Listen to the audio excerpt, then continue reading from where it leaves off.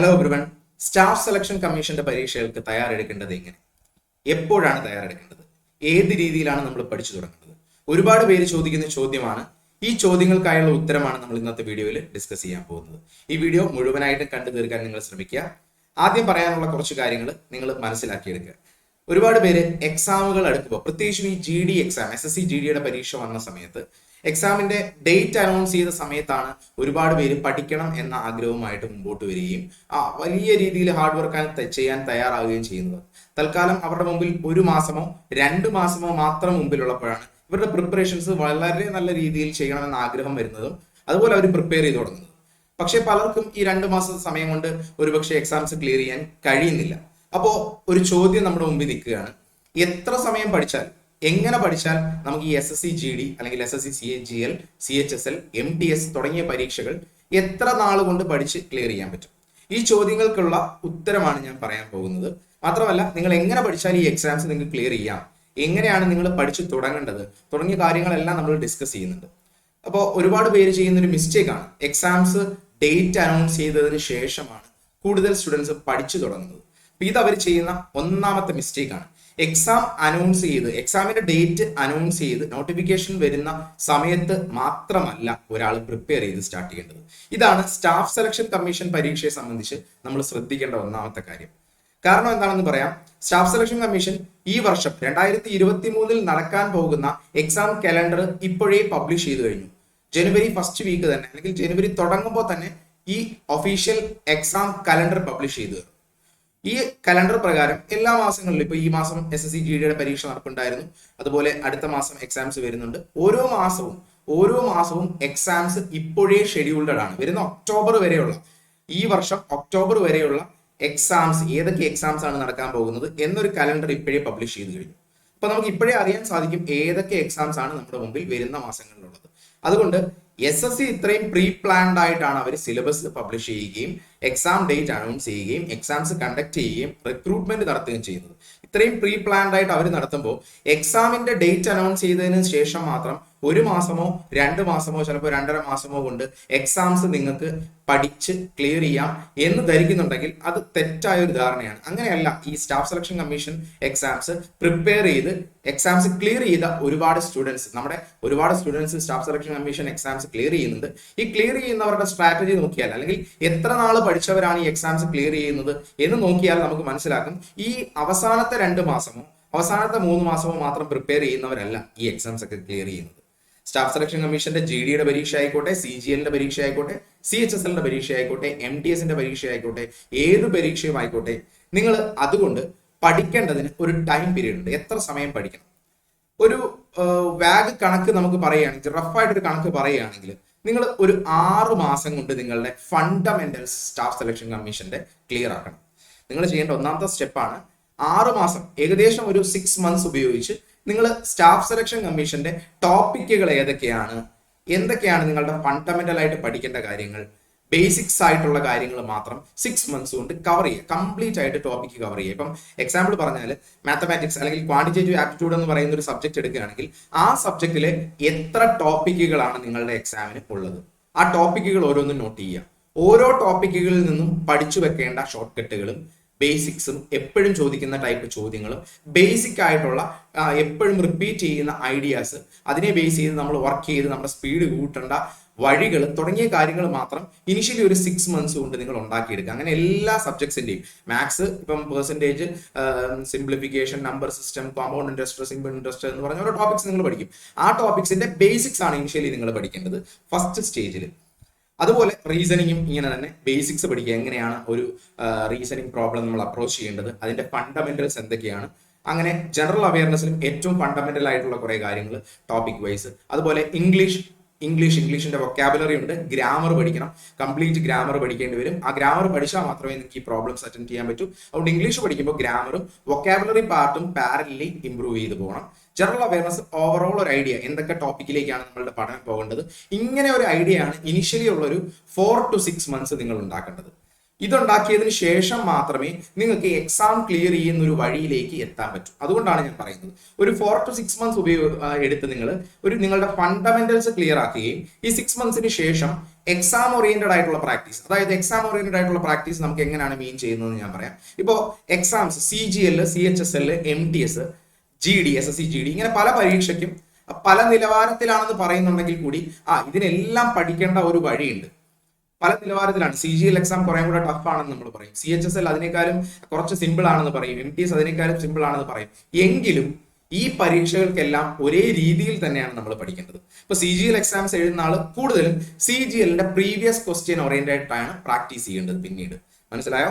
ഈ 6 months basics ഉണ്ടാക്കിയതിനു ശേഷം CGLന്റെ തന്നെ പ്രീവിയസ് ക്വസ്റ്റ്യൻസ് ഓറിയന്റഡ് ആയിട്ടുള്ള പ്രാക്ടീസുകൾ നടത്തുക. ആ പ്രാക്ടീസ് എങ്ങനെയാണെന്ന് വെച്ചാൽ ഇനിഷ്യൽ സ്റ്റേജിൽ, ആ പ്രാക്ടീസിന്റെയും ഇനിഷ്യൽ സ്റ്റേജിൽ നിങ്ങൾക്ക് ടോപ്പിക് വൈസ് എല്ലാ ക്വസ്റ്റ്യൻസ്, ബൾക്ക് ക്വസ്റ്റ്യൻസ് ചെയ്യാൻ ശ്രമിക്കണം. ഇപ്പോൾ ഒരു ടോപ്പിക് എടുത്ത് ആ ടോപ്പിക്കിൽ നിന്ന് ബൾക്കായിട്ട് ക്വസ്റ്റ്യൻസ് പ്രാക്ടീസ് ചെയ്യാൻ ശ്രമിക്കണം. ഇപ്പൊ മാത്സ് ആണെങ്കിൽ CGL പഠിക്കുന്ന ആൾ CGLന്റെ പ്രീവിയസ് ക്വസ്റ്റ്യൻസിലേക്ക് പോകണം. CHSL പ്രിപ്പയർ ചെയ്യുന്ന ആളാണെങ്കിൽ CHSLന്റെ പ്രീവിയസ് ക്വസ്റ്റ്യൻസ് തന്നെ പോകാൻ ശ്രമിക്കണം. CHSL മാത്രമല്ല CGL എക്സാംസും ക്വസ്റ്റ്യൻസും നോക്കാൻ പറ്റുമെങ്കിൽ അത്രയും നല്ലത്. അതുപോലെ MTS പ്രിപ്പയർ ചെയ്യുന്ന ആളാണെങ്കിൽ MTSന്റെ തന്നെ ബൾക്കായിട്ട് പ്രീവിയസ് ക്വസ്റ്റ്യൻസ് ചെയ്യുക. GD എക്സാംസ് പ്രിപ്പയർ ചെയ്യുന്നവരാണെങ്കിൽ GDയുടെ തന്നെ ബൾക്ക് ക്വസ്റ്റ്യൻസ് പ്രിപ്പയർ ചെയ്യുക. ഇതാണ് രണ്ടാമത്തെ ഒരു സ്റ്റേജിൽ നിങ്ങൾ ട്രൈ ചെയ്യേണ്ട ഒരു കാര്യം. പിന്നെ മറ്റൊരു കാര്യം പറയുകയാണെങ്കിൽ ഇപ്പൊ GD എക്സാം പ്രിപ്പയർ ചെയ്യുന്ന ഒരാൾ CGLന്റെ അല്ലെങ്കിൽ CHSLന്റെ ക്വസ്റ്റ്യൻസ് ചെയ്യേണ്ടതുണ്ടോ എന്ന് ചോദിച്ചാൽ ഇല്ല എന്ന് പറയാമെങ്കിലും നിങ്ങൾ അതൊക്കെ ചെയ്യുന്നത് നല്ലതാണ്. എപ്പോഴും കൂടുതൽ നമ്പർ ഓഫ് പ്രോബ്ലംസ് ചെയ്യുന്നത് എല്ലാവരെയും ഹെൽപ്പ് ചെയ്യും. അതുകൊണ്ടാണ് ഈ പറയുന്നത്. ഇപ്പൊ GD എക്സാം എഴുതുന്ന ഒരാൾ CGLന്റെ ക്വസ്റ്റ്യൻസ് ചെയ്തുകൊണ്ട് കുഴപ്പമൊന്നുമില്ല. SSC എല്ലാം ഒരു കോമൺ പൂളിൽ നിന്നാണ് ചോദ്യം ചോദിക്കുന്നതെന്ന് വേണമെങ്കിൽ നമുക്ക് പറയാൻ പറ്റും. അതുകൊണ്ടാണ് അങ്ങനെ പറയുന്നത്. അപ്പോൾ സ്റ്റാഫ് സെലക്ഷൻ കമ്മീഷന്റെ ഫസ്റ്റ് സ്റ്റേജ് ബേസിക്സ് ഉണ്ടാക്കുക, സെക്കൻഡ് എക്സാം ഓറിയന്റഡ് പ്രാക്ടീസ്. ഈ രണ്ട് കാര്യങ്ങളാണ് നിങ്ങൾ ഏറ്റവും കൂടുതൽ ഫോക്കസ് ചെയ്യേണ്ടത്. പിന്നീട് 6 മാസം, ഞാൻ പറഞ്ഞ 4 മുതൽ 6 മാസം വരെ ഫണ്ടമെന്റൽസ് ഉണ്ടാക്കുന്നു. അതിനുശേഷം എക്സാം ഓറിയന്റഡ് ഫോക്കസ് ആയിട്ട് നിങ്ങൾ വർക്ക് ചെയ്യുന്നു. CGL പഠിക്കാനുള്ളവര് CGL previous questions, CHSL ഉള്ളവർ CHSLന്റെ പ്രീവിയസ് ക്വസ്റ്റ്യൻസ്, MTS പ്രിപ്പയർ ചെയ്യുന്നവർ MTS ഓറിയന്റഡ് ആയിട്ട് previous questions, GD exam prepare ചെയ്യുന്നവർ അത് ഓറിയന്റഡ് ആയിട്ടുള്ള പ്രീവിയസ് ക്വസ്റ്റ്യൻസ് ചെയ്യുക. അപ്പോൾ ഈ പ്രീവിയസ് ക്വസ്റ്റ്യൻസ് ഒക്കെ ചെയ്യാൻ എത്ര മാത്രം ചെയ്താലും തീരാത്തത്ര പ്രീവിയസ് ക്വസ്റ്റ്യൻസ് അവൈലബിൾ ആണ്. നിങ്ങൾക്ക് വീണ്ടും വീണ്ടും വീണ്ടും ചെയ്ത് റിപ്പീറ്റ് ചെയ്തും ചെയ്യണം. ഇപ്പോൾ പ്രീവിയസ് ക്വസ്റ്റ്യൻ നിങ്ങൾ ഒരിക്കൽ ചെയ്ത ഒരു ക്വസ്റ്റ്യൻ നിങ്ങൾ വീണ്ടും ചെയ്യണമോ എന്നൊരു ചോദ്യം നിങ്ങളുടെ മുമ്പിൽ ഉണ്ടാവും. അതായത് ഒരു വട്ടം നിങ്ങൾ ആ മാത്സിന്റെ ഒരു പ്രോബ്ലം ചെയ്തു, അത് വീണ്ടും ചെയ്യണം. ചെയ്ത ക്വസ്റ്റ്യൻസ് തന്നെ റിപ്പീറ്റ് ചെയ്ത് ചെയ്യണം. അതാണ് സ്റ്റാഫ് സെലക്ഷൻ കമ്മീഷൻ എക്സാം പഠിക്കുമ്പോൾ നിങ്ങൾ ശ്രദ്ധിക്കേണ്ട കാര്യം. കാരണം ഈ റിപ്പീറ്റ് ചെയ്ത് ചെയ്യുമ്പോൾ നിങ്ങൾ ചോദ്യം ചെയ്യുന്നതിന്റെ സ്പീഡ് ഇൻക്രീസ് ചെയ്യും. അത് ഈ ഒരു എക്സാംസിന് വളരെ ക്രൂഷ്യലാണ്. അതുകൊണ്ടാണ് പറയുന്നത് ചെയ്ത ക്വസ്റ്റ്യൻസ് പോലും റിപ്പീറ്റ് ചെയ്ത് ചെയ്യാൻ ശ്രമിക്കുക. ആദ്യം അതിന് കാരണം എന്താണെന്ന് വെച്ചാൽ ആദ്യമായിട്ട് ഒരു പ്രോബ്ലം ചെയ്യുമ്പോൾ നിങ്ങൾ ചിലപ്പോൾ 1 മിനിറ്റ് എടുത്തേക്കാം. ആ പ്രോബ്ലം രണ്ടാമത് ചെയ്യുമ്പോൾ ചിലപ്പോൾ ഒരു 20 സെക്കൻഡ് കുറഞ്ഞ് 40 സെക്കൻഡിൽ ചെയ്യാൻ പറ്റിയേക്കാം. മൂന്നാമതും 4-മതും 5-മതും 6-മതും ആ പ്രോബ്ലംസ് തന്നെ നിങ്ങൾ റിപ്പീറ്റ് ചെയ്ത് ചെയ്യുമ്പോൾ നിങ്ങൾക്ക് ആ പ്രോബ്ലം വെറും 10-20 സെക്കൻഡിൽ ഉത്തരം കണ്ടെത്താൻ സാധിക്കും. ഈ ടൈം ലാഭിക്കുന്നതാണ് നിങ്ങളെ ടോപ്പ് റാങ്കിലേക്ക് എത്താൻ സഹായിക്കുന്ന ഒരു കാര്യം. അതുകൊണ്ടാണ് പറയുന്നത് റിപ്പീറ്റഡ് ആയിട്ട് പ്രാക്ടീസ് ചെയ്തുകൊണ്ടേയിരിക്കുക, ഡെയിലി പ്രാക്ടീസ് ചെയ്തുകൊണ്ടേയിരിക്കുക. മാത്സ്, റീസണിങ്, ഇംഗ്ലീഷ് എല്ലാ ദിവസവും നിങ്ങൾ റിപ്പീറ്റ് ചെയ്ത് നോക്കണം. അതുകൂടാതെ ജനറൽ അവയർനെസ് ആണെങ്കിൽ പ്രീവിയസ് ക്വസ്റ്റ്യൻസ് ഒരുപാട് വട്ടം റിപ്പീറ്റ് ചെയ്ത് ഇതുവരെ ഏറ്റവും പഴയ ഒരു 10 വർഷം മുമ്പ് വരെയുള്ള അല്ലെങ്കിൽ ഒരു 5 വർഷം മുമ്പ് വരെയുള്ള പ്രീവിയസ് ക്വസ്റ്റ്യൻസിന്റെ കളക്ഷൻ പൂള് തന്നെ നിങ്ങൾ വായിച്ചുകൊണ്ടിരിക്കണം, റിപ്പീറ്റ് ചെയ്ത് വായിക്കണം. കാരണം എന്താണെന്ന് വെച്ചാൽ ജനറൽ അവയർനെസിന്റെ ഒരു പ്രോബ്ലം എന്താണെന്ന് വെച്ചാൽ വളരെ വാസ്റ്റ് ആയിട്ടുള്ള സിലബസ് ആണ് SSCക്ക് കൊടുത്തിരിക്കുന്നത്. ആ സിലബസ് ഓറിയന്റഡ് ആയിട്ട് നമുക്ക് പഠിച്ചു തീർക്കാൻ ഒരുപാട് ടൈം എടുക്കും, വളരെ ടൈം കൺസ്യൂമിംഗ് ആണ്. ലോകത്തുള്ള എല്ലാ കാര്യങ്ങളും അതിന്റെ ജനറൽ അവയർനെസ്സിൽ പറയുന്നുണ്ട്. അപ്പൊ അത് പഠിച്ചെടുക്കാൻ എടുക്കുന്ന സമയം വളരെ കൂടുതലായിരിക്കും. അതുകൊണ്ട് നമ്മൾ ഏറ്റവും ഫോക്കസ് ചെയ്യേണ്ടത് സ്റ്റാഫ് സെലക്ഷൻ കമ്മീഷന്റെ പ്രീവിയസ് ക്വസ്റ്റ്യൻസും റീസെന്റ് ആയിട്ടുള്ള 1-2 വർഷം ചോദിക്കുന്ന ട്രെൻഡുകളും മനസ്സിലാക്കുക. ഇതാണ് ജനറൽ അവയർനെസ് പ്രിപ്പറേഷനിൽ നിങ്ങൾ ശ്രദ്ധിക്കേണ്ടത്. ഇനി ഇംഗ്ലീഷിനെ സംബന്ധിച്ച് ശ്രദ്ധിക്കേണ്ട 2 കാര്യങ്ങളാണ്. ഒന്ന്, നിങ്ങൾ റെഗുലർലി വൊക്കാബുലറി ഇംപ്രൂവ് ചെയ്യാനുള്ള കാര്യങ്ങൾ ശ്രദ്ധിക്കുക. ഡെയിലി ഒരു 5 words vocabulary, ആന്റണിംസ്, synonyms, idioms and phrase, ഇതൊക്കെ ഡെയിലി ഒരു 5 വേർഡ്സ് വെച്ച് എല്ലാ ദിവസവും ഒരു 5 വേർഡ്സ് വെച്ച് അല്ലെങ്കിൽ 10 വേർഡ്സ് വെച്ച് പഠിക്കാൻ പറ്റുവാണെങ്കിൽ നിങ്ങൾക്ക് ഒരു 2-3 മാസം അല്ലെങ്കിൽ ഈ പറയുന്ന ഇനീഷ്യൽ ബേസിക് നിങ്ങൾ പഠിക്കുന്ന 6 മാസം കൊണ്ട് നിങ്ങൾക്ക് കൃത്യമായ ഒരു വൊക്കാബുലറി ഉണ്ടാവും, ഗ്രാമർ നിങ്ങൾ ക്ലിയർ ആക്കും. ഇങ്ങനെയുള്ള കാര്യങ്ങളിൽ നിങ്ങൾ ഭയങ്കര സ്ട്രോങ് ആയിരിക്കും. ഇത്രയും ഒരു ഫണ്ടമെന്റൽസ് ഉണ്ടാക്കിയാൽ മാത്രമേ നിങ്ങൾക്ക് സ്റ്റാഫ് സെലക്ഷൻ കമ്മീഷന്റെ എക്സാംസ് ക്ലിയർ ചെയ്യാൻ പറ്റൂ. അപ്പോൾ ഞാൻ പറഞ്ഞ ഒരു കാലാവധി ഒന്നുകൂടെ പറയുന്നത് 4 to 6 months ഫണ്ടമെന്റൽസ് പഠിക്കാനും പിന്നെ ഒരു 2 to 3 months ചിലപ്പോൾ അത് ആളുകളുടെ എബിലിറ്റി അനുസരിച്ച് ആയിരിക്കും വേരി ചെയ്യുന്നത്. ഒരു 2 to 3 months നിങ്ങൾ എക്സാം ഓറിയന്റഡ് പ്രാക്ടീസും കൂടെ ആയിക്കഴിഞ്ഞാൽ പിന്നീട് നിങ്ങൾ എഴുതുന്ന എക്സാംസ് എല്ലാം ക്ലിയർ ചെയ്യും. അതാണ് അതിന്റെ ഒരു പ്രത്യേകത. പിന്നീട് നിങ്ങൾ CGL എഴുതിയാലും CHSL എഴുതിയാലും GD എക്സാം എഴുതിയാലും ഈ ഒരു വഴിയിലൂടെ കടന്നുപോയാൽ നിങ്ങൾ എഴുതുന്ന എക്സാംസ് എല്ലാം നിങ്ങൾക്ക് ക്ലിയർ ചെയ്യാൻ പറ്റും. എല്ലാവരും ചെയ്യുന്ന മിസ്റ്റേക്ക് എന്താണെന്ന് വെച്ചാൽ എക്സാം വന്ന് മുമ്പിൽ ഒരു 2 മാസം മാത്രം ഉള്ളപ്പോഴായിരിക്കും പ്രിപ്പറേഷൻ സ്റ്റാർട്ട് ചെയ്യുന്നത്. അങ്ങനെ പ്രിപ്പറേഷൻ സ്റ്റാർട്ട് ചെയ്യുന്നവർക്ക് ഈ പറയുന്ന എല്ലാ സിലബസിലൂടെയും SSCയുടെ സിലബസിലൂടെയും കടന്നെത്താൻ പറ്റില്ല. സിലബസിലൂടെ കടന്നു പോയാൽ പോലും അവർക്ക് വേണ്ടത്ര സ്പീഡ് ഉണ്ടാവില്ല. ഇങ്ങനെയുള്ള പ്രോബ്ലംസ് കാരണം ചിലപ്പോൾ നിങ്ങൾ വിചാരിക്കും ജസ്റ്റ് 1-2 മാർക്കിനാണ് പോയതെന്ന്. പക്ഷെ അത് വളരെ ക്രൂഷ്യലാണ്. ഇങ്ങനെ റെഗുലർ ആയിട്ട് പ്രാക്ടീസ് ചെയ്യുന്നവർക്ക് ആ ടോപ്പ് മാർക്കിലേക്ക് എത്താൻ പറ്റും. SSCയുടെ പരീക്ഷകൾ ക്ലിയർ ചെയ്യാൻ പറ്റും. അപ്പോൾ നിങ്ങൾ ചെയ്യേണ്ട കാര്യം എന്താണെന്ന് വെച്ചാൽ നിങ്ങളുടെ തൊട്ട് മുമ്പിലുള്ള മാസം പ്രിപ്പറേഷൻ സ്റ്റാർട്ട് ചെയ്യുന്ന ഒരാൾക്ക് വേണ്ടിയാണ് പറയുന്നത്. SSCയുടെ എക്സാമിന് പ്രിപ്പയർ ചെയ്യുന്ന ഒരാളാണെങ്കിൽ നിങ്ങൾ എയിം ചെയ്യേണ്ടത് തൊട്ട് മുമ്പിൽ നെക്സ്റ്റ് മന്ത് വരുന്ന എക്സാം അല്ല. പ്രിപ്പറേഷൻ സ്റ്റാർട്ട് ചെയ്യുന്ന ഒരാൾ നിങ്ങളുടെ മുമ്പിൽ ഒരു 5 മാസം ഗ്യാപ്പ് എങ്കിലും കണ്ട് ഉള്ള എക്സാംസ് ഓറിയന്റഡ് ആയിട്ടാണ് വർക്ക് ചെയ്യേണ്ടത്. അല്ലെങ്കിൽ അതിന് ശേഷമുള്ളത് അത്രയും ഒരു ടൈം പീരീഡ് നിങ്ങൾ റെഗുലർ ആയിട്ട് പ്രാക്ടീസ് ചെയ്യാമെങ്കിൽ ഉറപ്പായിട്ടും നിങ്ങൾക്ക് എക്സാംസ് ക്ലിയർ ചെയ്യാം. ഇനി ടെക്സ്റ്റ് ബുക്കുകൾ റഫറിങ്ങിനെ പറ്റി പലരും ചോദിക്കുന്ന ചോദ്യമാണ്, ഞങ്ങൾക്ക് SSCയുടെ പരീക്ഷയ്ക്ക് ഒരു റാങ്ക് ഫയൽ ഫോളോ ചെയ്യാൻ പറ്റുമോ? ഒരിക്കലും ഞാൻ സജസ്റ്റ് ചെയ്യുന്നതല്ല ഒരു സിംഗിൾ റാങ്ക് ഫയൽ നിങ്ങൾ റെഫർ ചെയ്യുക എന്നുള്ളത്.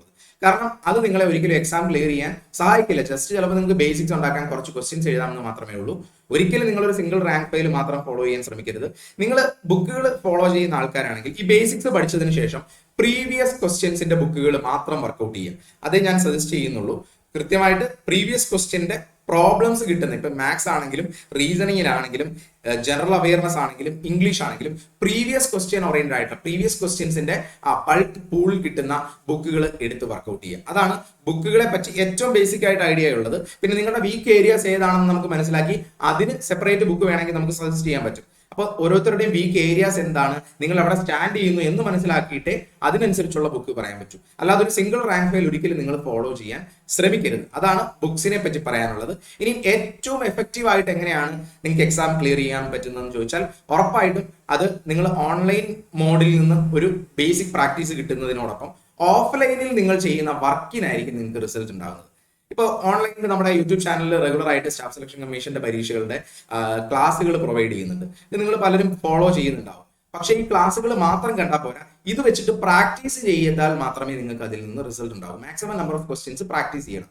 അതുകൊണ്ട് ഞാൻ പറയുന്നു, റെഗുലർ ആയിട്ട് ഓഫ്ലൈൻ മോഡിൽ നിങ്ങൾ പെന്നും പേപ്പറും എടുത്ത് പ്രാക്ടീസ് ചെയ്ത് മാത്രമേ റിസൾട്ട് ഉണ്ടാക്കാൻ പറ്റൂ. അതാണ് SSCയുടെ പരീക്ഷകളെ പറ്റി എനിക്ക് പറയാനുള്ള മറ്റൊരു കാര്യം. ജസ്റ്റ് ഒരു വീഡിയോ കണ്ടുകൊണ്ടിരുന്നു അല്ലെങ്കിൽ ആരെങ്കിലും പറയുന്നത് കേട്ടുകൊണ്ടിരുന്നാൽ മാത്രം റിസൾട്ട് ഉണ്ടാവില്ല. നിങ്ങളുടെ ഭാഗത്തു നിന്നുള്ള വലിയൊരു എഫേർട്ടാണ് നിങ്ങളുടെ ഫൈനൽ റിസൾട്ടിലോട്ട് കൊണ്ടുപോകുന്നത്. അപ്പോൾ SSC എക്സാംസ് ക്ലിയർ ചെയ്യണമെന്നുള്ളവർ ഞാനിപ്പോൾ പറഞ്ഞ മെത്തേഡ്സിലൂടെ പോവുക. ഇനിഷ്യലി ഉള്ള 4 to 6 months നിങ്ങൾ ബേസിക്സ് ക്ലിയർ ആക്കുക. അതിനുശേഷം എക്സാം ഓറിയന്റഡ് ആയിട്ട് നിങ്ങളുടെ പ്രാക്ടീസുകൾ പോകുക. ഫൈനലി മൂന്നാമത്തെ ഒരു സ്റ്റേജും കൂടി ഉണ്ട്. അതാണ് മോക്ക് എക്സാം സീരീസുകൾ എഴുതുക. മോക്ക് എക്സാംസ് അത് അവസാനത്തെ സമയമാണ്. എക്സാമിന് 1 മാസം മുമ്പ് മുതൽ നിങ്ങൾ മോക്ക് എക്സാംസ് എല്ലാ ദിവസവും റെഗുലർ ആയിട്ട് മോക്ക് എക്സാംസും കൂടി എഴുതി തുടങ്ങണം. അത് ഫൈനൽ സ്ട്രാറ്റജിയാണ്. അവസാനം നമ്മൾ ശ്രദ്ധിക്കേണ്ടതാണ്. ഈ 3 സ്റ്റെപ്പിലൂടെ കടന്നു പോയാൽ ഉറപ്പായിട്ട് നിങ്ങൾക്ക് റിസൾട്ട് ഉണ്ടാക്കാം. ഇനി ഓൺലൈനിലൂടെ നിങ്ങൾക്ക് വേണമെങ്കിൽ നമ്മുടെ ദിശ അക്കാഡമി ചാനലിൽ SSC, CG, CHSLന്റെയും MTSന്റെയും വീഡിയോ സീരീസ് നാളെ മുതൽ സ്റ്റാർട്ട് ചെയ്യുന്നുണ്ട്. നിങ്ങൾക്ക് റെഗുലർ ആയിട്ട് ഫോളോ ചെയ്യാം. അത് ഫോളോ ചെയ്താൽ മാത്രം പോരാ, അതിൽ ഫണ്ടമെന്റൽസ് ആണ് പഠിപ്പിക്കുന്നത്. അതിനെ ബേസ് ചെയ്ത് മാക്സിമം നമ്പർ ഓഫ് പ്രോബ്ലംസ് ചെയ്യണം എന്നുള്ളത് നിങ്ങളുടെ ഉത്തരവാദിത്തമാണ്. അത് നിങ്ങൾ ചെയ്യേണ്ടതാണ്. നമുക്ക് ഓൺലൈൻ മോഡിൽ നിങ്ങളെ ഫോളോ ചെയ്യിപ്പിക്കാൻ പറ്റില്ല. അപ്പൊ അതുകൊണ്ടാണ് നിങ്ങളോട് പറയുന്നത്, നിങ്ങൾ സെൽഫായിട്ട് പ്രാക്ടീസ് ചെയ്യുക. ഇനി അങ്ങനെയല്ല, നിങ്ങളെ ഫോഴ്സ് ചെയ്യണം, നിങ്ങൾക്ക് ഓഫ്ലൈൻ മോഡിൽ പഠിക്കണം എന്ന് താല്പര്യമുള്ളവർക്ക് ദിശ അക്കാഡമിയുടെ ഓഫ്ലൈൻ ഇൻസ്റ്റിറ്റ്യൂട്ടുകളിൽ പുതിയ ബാച്ചുകൾ സ്റ്റാഫ് സെലക്ഷൻ കമ്മീഷനിൽ സ്റ്റാർട്ട് ചെയ്യുന്നുണ്ട്. ട്രിവാൻഡ്രം ബ്രാഞ്ചിൽ ഫെബ്രുവരി 8-ാം തീയതി പുതിയ ബാച്ച് സ്റ്റാർട്ട് ചെയ്യുന്നുണ്ട്. അതുപോലെ കൊട്ടാരക്കരയിൽ ഓൾറെഡി ബ്രാഞ്ചിൽ SSCയുടെ ബാച്ച് സ്റ്റാർട്ട് ചെയ്തിട്ടുണ്ട്. താല്പര്യമുള്ളവർ ഈ ബ്രാഞ്ചുകളിൽ എൻറോൾ ചെയ്ത് ഓഫ്ലൈൻ മോഡിൽ പഠിക്കുകയാണെങ്കിലുള്ള ബെനിഫിറ്റ് എന്താണെന്ന് വെച്ചാൽ, നിങ്ങൾ കൂടുതൽ ടൈം അതിലേക്ക് തന്നെ SSCയുടെ എക്സാമിലേക്ക് തന്നെ 10 to 4 എന്ന് പറയുന്ന ഒരു ടൈം നിങ്ങൾ ഇതിലേക്ക് തന്നെ ആയിരിക്കും ഫോക്കസ്ഡ്. നമ്മുടെ ഇൻസ്റ്റിറ്റ്യൂട്ടിൽ ക്ലാസ്സുകളെ കൂടാതെ നിങ്ങളുടെ പ്രോബ്ലംസ് വർക്ക്ഔട്ട് ചെയ്യാനുള്ള സെഷൻ ഉണ്ട്, നിങ്ങളുടെ ടൈം ഇംപ്രൂവ് ചെയ്യാനുള്ള സെഷൻ ഉണ്ട്, നിങ്ങൾക്കുള്ള ഇൻഡിവിജ്വൽ ബുദ്ധിമുട്ടുകൾ മനസ്സിലാക്കി അത് സോൾവ് ചെയ്യാൻ, അത് ക്ലിയർ അപ്പ് ചെയ്യാൻ മെന്റേഴ്സിന്റെ സപ്പോർട്ടുകൾ ഉണ്ട്. ഇങ്ങനെ ഒരു സ്റ്റെപ്പിലൂടെ ആയിരിക്കും നമ്മുടെ ഇൻസ്റ്റിറ്റ്യൂട്ടിലെ ക്ലാസ്സുകൾ പോകുന്നത്. അപ്പൊ അതിൽ ഫോളോ ചെയ്ത് പോവുകയാണെങ്കിൽ നിങ്ങൾക്ക് കുറേം കൂടി എളുപ്പത്തിൽ റിസൾട്ട് ഉണ്ടാക്കാൻ സാധിക്കും. അങ്ങനെ കൃത്യമായിട്ട് നെക്സ്റ്റ് 1 ഇയറിനുള്ളിൽ 2023 ഒരു ജോലി വേണമെന്ന ആഗ്രഹം കൃത്യമായിട്ടുള്ള ആളുകളാണ് നിങ്ങളെങ്കിൽ ഉറപ്പായിട്ടും ഈ പറയുന്ന സ്ട്രാറ്റജിയിലൂടെ ഒന്നുകിൽ സെൽഫായിട്ട് പഠിക്കാൻ ശ്രമിക്കുക, അല്ലെങ്കിൽ ഓഫ്ലൈൻ ഇൻസ്റ്റിറ്റ്യൂട്ടിലേക്ക്, ദിശ അക്കാഡമിയുടെ ഓഫ്ലൈൻ ഇൻസ്റ്റിറ്റ്യൂട്ടിലേക്ക് എൻറോൾ ചെയ്ത് നിങ്ങൾ പഠിക്കാൻ ശ്രമിക്കുക. തീർച്ചയായിട്ടും നിങ്ങൾക്ക് ജോലി വാങ്ങാൻ പറ്റുന്നതേ ഉള്ളൂ. എന്തിനാണ് ഇങ്ങനെ ദിശ അക്കാഡമി എന്ന് തന്നെ പറയുന്നതിന്റെ കാരണം, നമ്മുടെ ഇൻസ്റ്റിറ്റ്യൂട്ടിൽ ഇങ്ങനെ കുറച്ച് ഫീച്ചേഴ്സ് പ്രൊവൈഡ് ചെയ്യുന്നുണ്ട്. നിങ്ങൾക്ക് അറിയാൻ വേണ്ടിയാണ് പറയുന്നത്. നമ്മളുടെ റെഗുലർ ആയിട്ട് നിങ്ങളെ ഫോളോ അപ്പ് ചെയ്തിട്ടുള്ള വർക്കൗട്ട് സെഷൻസും ക്ലാസ്സുകളും എക്സ്പീരിയൻസ്ഡ് ആയിട്ടുള്ള ഫാക്കൽറ്റീസ് അവരുടെ ഐഡിയ അനുസരിച്ച് ഏറ്റവും പുതിയ പാറ്റേണിലുള്ള ഇൻഫർമേഷൻസ് നിങ്ങൾക്ക് ഷെയർ ചെയ്യുകയും ചെയ്യുമ്പോൾ നിങ്ങൾ എടുക്കേണ്ട എഫേർട്ടാണ് ആക്ച്വലി ഈ ഫാക്കൽറ്റീസും ഈ മെന്റേഴ്സും എടുത്ത് നിങ്ങൾക്ക് ഡയറക്റ്റ് ആയിട്ട് തരുന്നത്. ചിലപ്പോൾ നിങ്ങൾ 3-4 വർഷം എടുത്ത് നിങ്ങളുടേതായ വഴി കണ്ടുപിടിച്ച് staff selection commission exams clear ചെയ്യുന്ന സമയം കുറച്ച് ചിലപ്പം 1 വർഷത്തിനുള്ളിൽ ക്ലിയർ ചെയ്യാനുള്ള ഒരു ഹെൽപ്പ് ചെയ്യുകയാണ് ആക്ച്വലി നമ്മളുടെ സ്ഥാപനം ചെയ്യുന്നത്. അപ്പൊ അതാണ് പറയുന്നത്, അങ്ങനെ പഠിക്കാൻ താല്പര്യമുള്ളവർ അതിന് ശ്രമിക്കുക. ഉറപ്പായിട്ടും നിങ്ങൾ ഈ പറയുന്ന പ്ലാനിലൂടെ പഠിച്ചാൽ ഈ വരുന്ന 1 വർഷത്തിൽ നിങ്ങൾക്ക് സ്റ്റാഫ് സെലക്ഷൻ കമ്മീഷന്റെ ഒരു ജോലി നേടാൻ വളരെ എളുപ്പമാണ്. അതിന്റെ കാരണം എന്താണെന്ന് വെച്ച് കഴിഞ്ഞാൽ പബ്ലിക് സർവീസ് കമ്മീഷൻ കേരള നടത്തുന്ന പോലെ കുറച്ച് ഡിലേ ഉള്ള പ്രോസസ് ഒന്നുമല്ല ഈ സ്റ്റാഫ് സെലക്ഷൻ കമ്മീഷന്റെ എക്സാംസിനും അതിന്റെ റിക്രൂട്ട്മെന്റിനും ജോലി എടുക്കുന്നതിനും. അത് നിങ്ങൾക്ക് അറിയാവുന്നതാണ്. വളരെ പെട്ടെന്നാണ് ഇതിന്റെ പ്രോസസ്സുകൾ നടക്കുന്നത്. അപ്പോൾ നിങ്ങൾ എക്സാംസ് എഴുതി വളരെ ചെറിയ സമയത്തിനുള്ളിൽ റിസൾട്ട് വരുന്നു, അതിന്റെ ലിസ്റ്റ് വരുന്നു. നിങ്ങൾക്ക് ജോലിക്ക് എലിജിബിൾ ആണെങ്കിൽ അടുത്ത ഒരു സമയം തന്നെ നിങ്ങൾക്ക് ജോലിക്ക് കയറാൻ പറ്റും. അതാണ് സ്റ്റാഫ് സെലക്ഷൻ കമ്മീഷൻ പരീക്ഷകളുടെ ഒരു അഡ്വാൻറ്റേജ് എന്ന് പറയുന്നത്. മറ്റൊരു അഡ്വാൻറ്റേജ് എന്താണെന്ന് വെച്ച് കഴിഞ്ഞാൽ SSC എക്സാംസിന് നിങ്ങൾ പ്രിപ്പയർ ചെയ്യുകയാണെങ്കിൽ സെൻട്രൽ ഗവൺമെന്റുമായിട്ട് ബന്ധപ്പെട്ട, സെൻട്രൽ സർവീസുമായിട്ട് ബന്ധപ്പെട്ട മറ്റു പല ഫോഴ്സിന്റെ എക്സാംസ്, റെയിൽവേയുടെ പരീക്ഷകൾ, ഇതെല്ലാം നിങ്ങൾക്ക് എഴുതാൻ സെപ്പറേറ്റ് ഒരു പ്രിപ്പറേഷന്റെ ആവശ്യമില്ല. അതാണ് സ്റ്റാഫ് സെലക്ഷൻ കമ്മീഷൻ ഏറ്റവും കൂടുതൽ അട്രാക്റ്റീവ് ആവുന്നത്. അതുകൊണ്ട് എല്ലാവരോടും പറയുന്ന ഒരു അഡ്വൈസ് ആണ്, നിങ്ങൾ കൃത്യമായ ഒരു പ്ലാനിൽ നിങ്ങൾ പഠിക്കുക. സ്റ്റാഫ് സെലക്ഷൻ കമ്മീഷൻ ഒരുപാട് ബുദ്ധിമുട്ടുള്ള ഒരു എക്സാം ഒന്നുമല്ല. ഇതിനെപ്പറ്റി കൃത്യമായ ധാരണ ഇല്ലാത്തത് കൊണ്ടാണ് പലർക്കും ഈ എക്സാംസ് ക്ലിയർ ചെയ്യാൻ പറ്റാത്തത്. ഓക്കെ, അപ്പോൾ എല്ലാവർക്കും ഈ വീഡിയോ വളരെയധികം ഉപയോഗപ്പെട്ടു എന്ന് കരുതുന്നു. Thank you for watching the video.